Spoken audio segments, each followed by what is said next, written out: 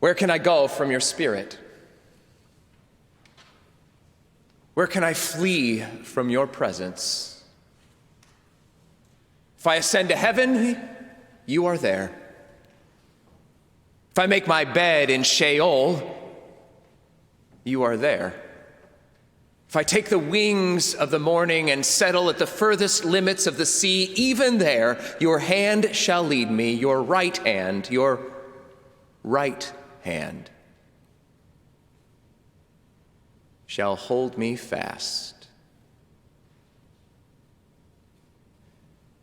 There's some debate about how much of the human population is actually right-handed. But most agree that it's somewhere around 90%. And the thing is, it's consistent across the globe. There's not a single human society that is predominantly left-handed. That's always about 10%. And it's different than the animal kingdom. Whereas animals are roughly 50-50 right and left-handed pawed clawed. For us, it's always 90-10. And the idea is that it has something to do with our power of speech. See, our left brain, roughly speaking, controls the right side of our body. It is also our left brain that houses the speech centers for our bodies.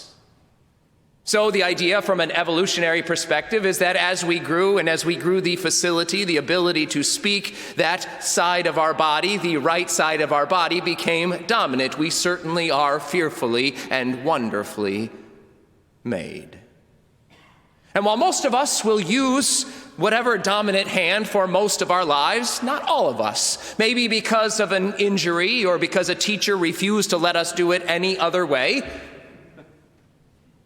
we develop some ability to use at some point another hand.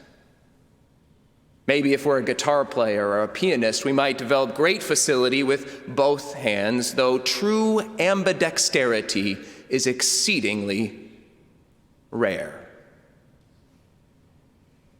Unless, that is, we resort to torture. Maybe you know the story of Solomon Northup. He tells that in his beautiful memoir, 12 Years a Slave. It's the story of a free black man from upstate New York who is captured in D.C. and forced into slavery in Louisiana, where he is almost immediately thrown into the cotton field. And he notices lots of things happening in the cotton field, not the least of which is how silent it is. All he could hear was the click, click, click of nails on those hard pods and the whip of the overseer. See, in the cotton field, it didn't matter your size or your sex or your gender or your age. All that mattered was how much and how quickly you could pick, which is why he recounts the story of one woman whom he watched walk down the aisle. Her name was Patsy. She would sort of dance between the rows of cotton, and as he described it, she would use both hands at the exact same time with a kind of nimbleness, a facility, a dexterity in each of her fingers that was sort of lightning fast. It would have been beautiful had it not been for the torture that compelled it, a torture that he described as evidenced by the scars of 1,000 stripes on her back. Later, enslaved persons would describe the kind of mental and physical disconnect necessary in order to make that kind of ambidextrous movement happen. They even had a name for it. It was called sleight. Only, as one enslaver lamented, not every hand could get the sleight of it. This sleight of hand meant that enslaved persons had to literally disconnect that part of their body that allowed them to function, They had to sort of disconnect what was happening inside, to let go of that biology, all of that evolutionary history, to let go of it, to let go of their own humanity so that they could work fast enough, not just for a couple of hours, but all day, every day, from dark to dark, until it was just the first hints of the sunshine, until it was too dark to see, to pick out the cotton from the weed, at which point they would take all that they had gathered for the day and to weigh it, praying that they would may have picked enough to meet their quota for the day, their ever-increasing quota. If they hadn't, of course, they would be whipped ruthlessly, though, as Northup reports, it was often the best pickers who were whipped the worst. Their slavers always demanding more. And it didn't matter, the next day they would be back at it again, and the next day, and the next, until sometimes they would simply drop dead. Men, women, and children. At which point they would be replaced by another body. And the process of disconnecting their biology and their humanity began again. Some enslaved persons in some places even had a name for those who succeeded in that sleight of hand, that kind of lifeless life. They began to call those who found that trance-like state in which ambidexterity was possible, they described them as zombie. In other words, friends, that pervasive and popular cultural norm of the zombie came from our enslaved African siblings and the lifeless life that they were forced to live, the kind of living dead life in which day by day they were forced to work, sometimes until they quite literally die, but always until they let go of some piece of themselves, all for the sake of profit for people who looked like me.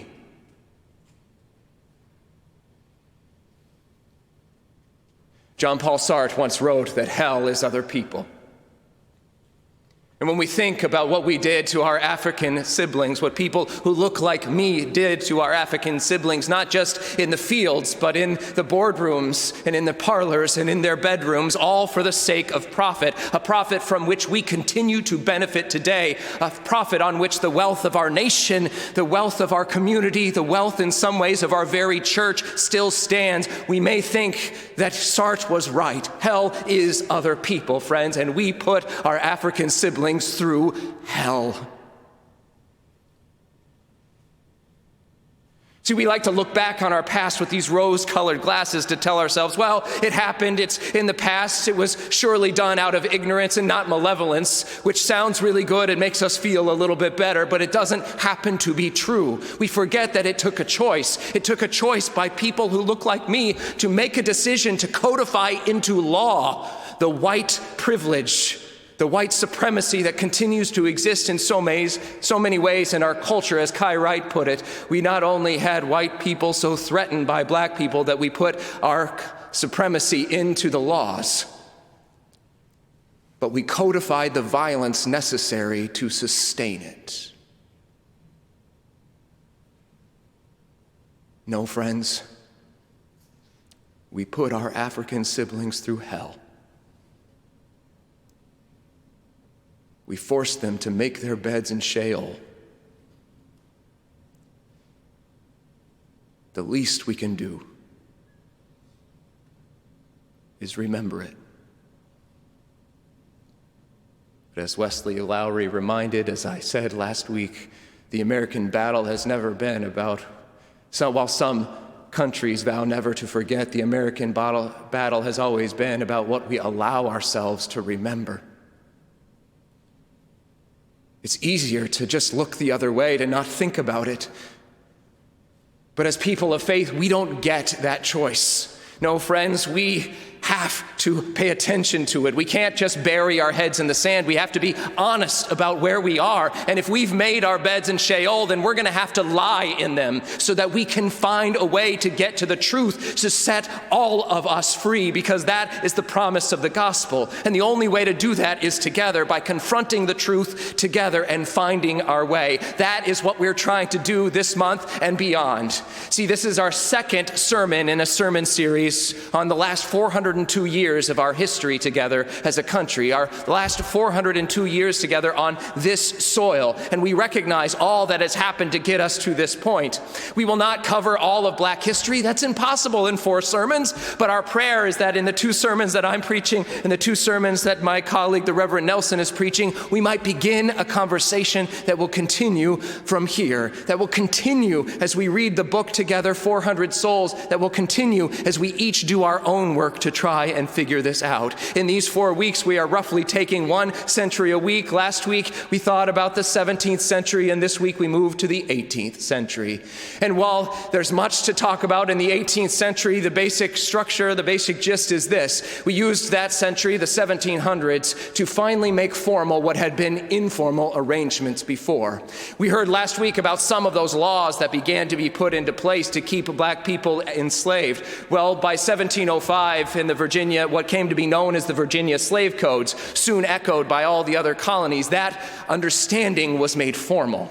See, not only did the Virginia Slave Codes make it clear that African people were property and allowed their white enslavers any means necessary to keep them in their place, up to and including murder with impunity, but it also lifted up white servants as above their Black counterparts. It lifted up white servants, giving them certain inalienable rights, including to food and shelter and clothing and freedom from violence.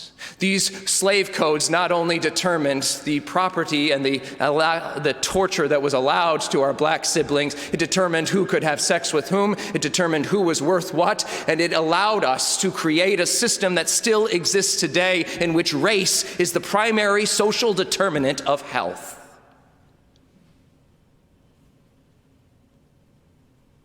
When you want to know or take a guess about the well-being of someone, their race, unfortunately, can help us offer a pretty good guess. The challenge, of course, is that looking back at that 18th century, we can hear in it so many of the theological and epistemological conversations of the day. We spoke last week, of course, about the church's role in this, that it was the theologians, especially in the 1600s, that leaned back into some of these obscure theological notions. They baptized their bigotry using, of course, the curse of Ham. And then, of course, that passage in Ephesians that slaves ought to be obedient to their masters. They used Christ as a cudgel. Well, it didn't stop in the 1600s. It kept going on. There were other racist theories of the day, and in the 18th century, as the Enlightenment came to be, it was those Enlightenment thinkers who tried to find some of those more obscure racist theological ideas so that they could use them in their own understandings. One of those ideas had to do with Polygenesis. Maybe you've heard of it before. It was not a popular theory at the time, but it basically went like this. Whereas the regular story of Genesis is that all of us were descended from Adam and Eve. That is not necessarily the way we fully understand it today, but that is at the time that all people were descended from Adam and Eve, monogenesis. Polygenesis had the idea that white people were descended from Adam and Eve, and Black people, amongst others, were descended from something or someone else. To be clear, it was not a popular theory at the time. In fact, in the 1600s, one theologian was even burned at the stake for suggesting it. But when the Enlightenment came, all of those Enlightenment thinkers found something in that notion, something in that racist, segregationist notion that they could hold on to. Whether it was David Hume or John Locke or Adam Smith or Voltaire or Immanuel Kant, they all found something in it that allowed them to baptize their own racist views, to make a natural reason for a supernatural theological idea. But arguably no one introduced that idea or did more to propagate it than a man known as Thomas Jefferson. Maybe you've heard of him. See, Jefferson wrote two of the most important documents of the 18th century. One, of course, is the Declaration of Independence, in which he ironically claims that all are created and endowed by our Creator with certain inalienable rights, that all men are created equal.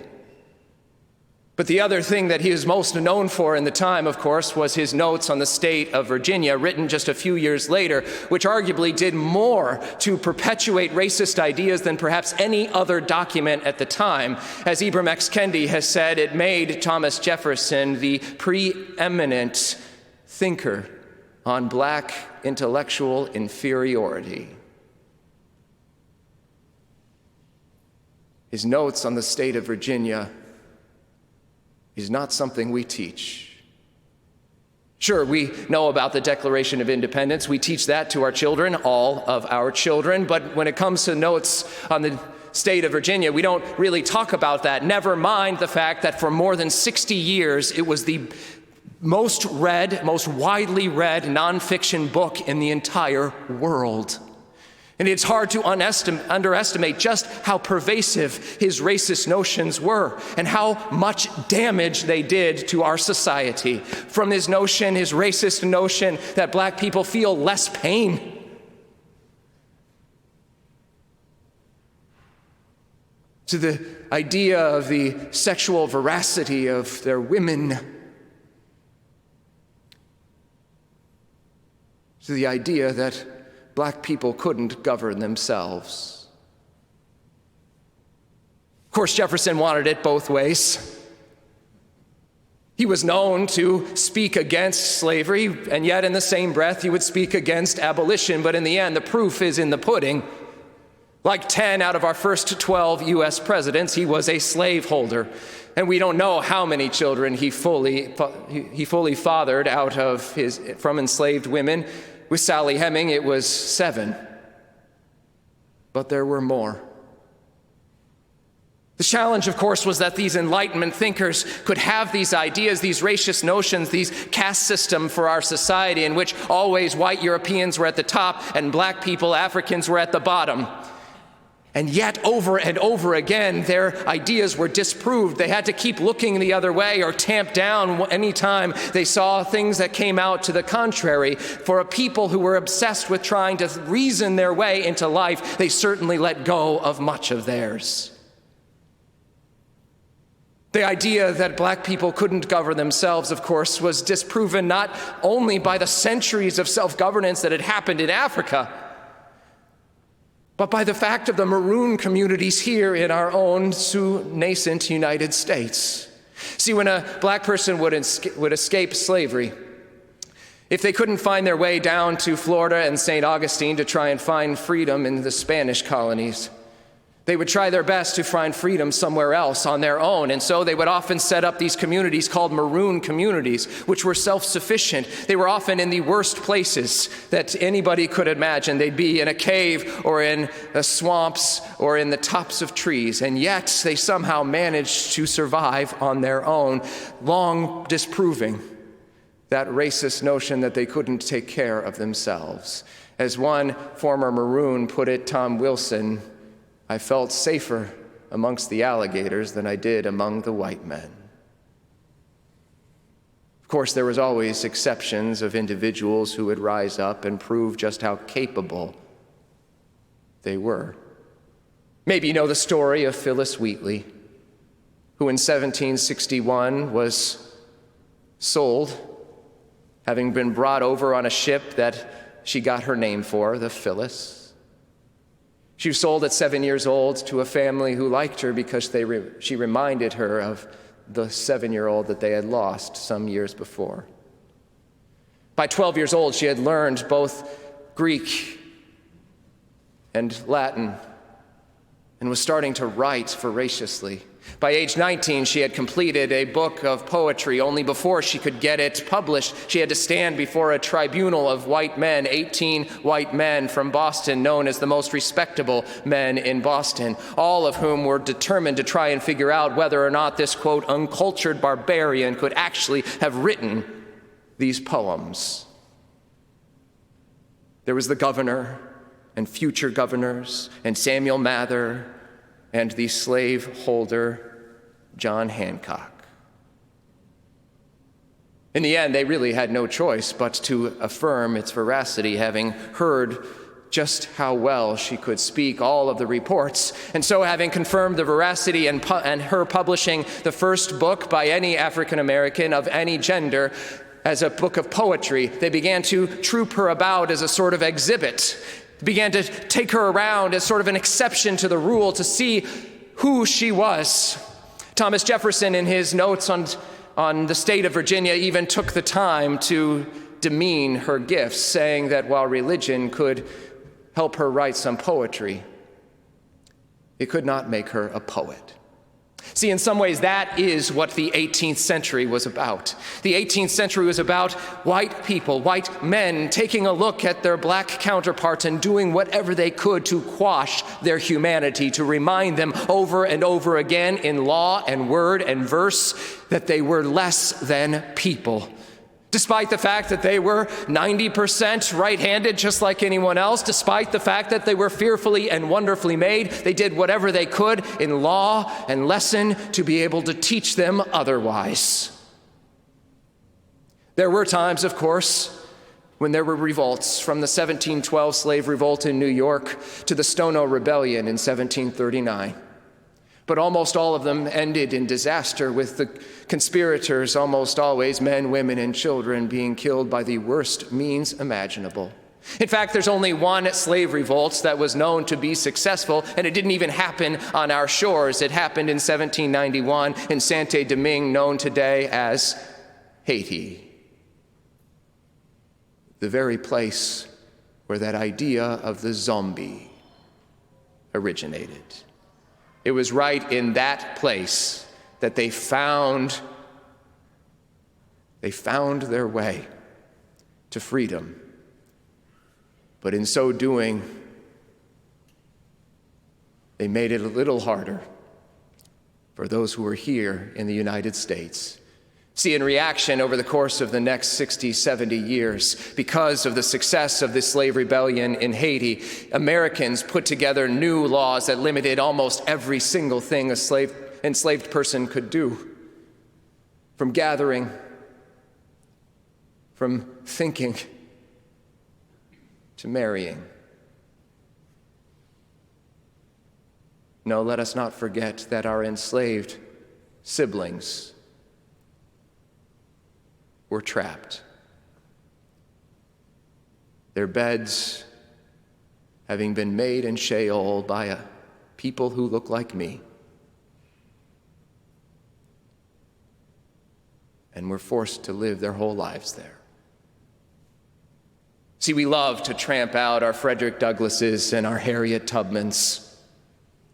And to be clear, they are worthy of our praise and our admiration, but too often we treat them like Phyllis Wheatley was treated, as an exhibit, as an exception to a rule, as a way to make us feel a little bit better about what had happened, that it couldn't have been all that bad. Look at how they made their way through. We use it as a way to try and dismiss our black siblings, to blame our black siblings for their own enslavement, as Kanye West recently put it, to say that slavery was a choice. Well, friends, slavery was a choice, but not for our African enslaved siblings. It was a choice made by people who look like me. It was a choice, not a necessary evil, but a choice, a conscious choice, done by Christians who baptized their bigotry for the sake of profit. It was a choice by Enlightenment thinkers who chose prejudice over people, and it is a choice for us about whether we will turn and face it or turn the other way. As James Baldwin has said, not everything we face can be changed, but nothing can be changed unless we face it. So friends, what will it be? Will we turn and face this, or will we turn the other way? The good news is Christ is there regardless. That is the promise of the psalmist. We heard it, right? That whether we ascend to heaven or whether we make our beds in Sheol, God will be there with us. But now the question is that where we want to be? Where do we want to be? Each of us are going to be listening to these sermons over the course of the next 3 weeks, today and the next 2 weeks, and having to ask ourselves, what is my part in this? How can I make a difference? It's one thing to sit and nod. It's another to take that hard look in the mirror and to say, to what degree am I responsible? And if I'm not responsible, to what degree am I accountable to what has happened? The truth is, there are those sitting among us whose ancestors were enslaved, and there are those sitting among us who were part of the enslavers. But all of us have a choice about how we are going to find our way forward from here. The promise of the gospel is that things can change. They don't have to be the way they are. That what is not what has to be, but it will take each and every one of us doing our part.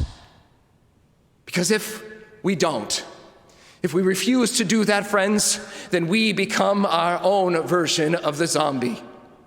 Functioning, right-handed or left-handed,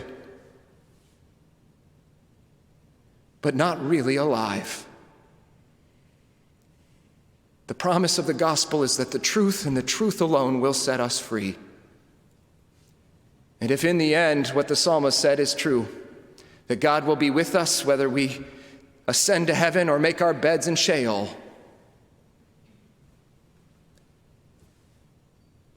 then why not try? May it be so. Amen.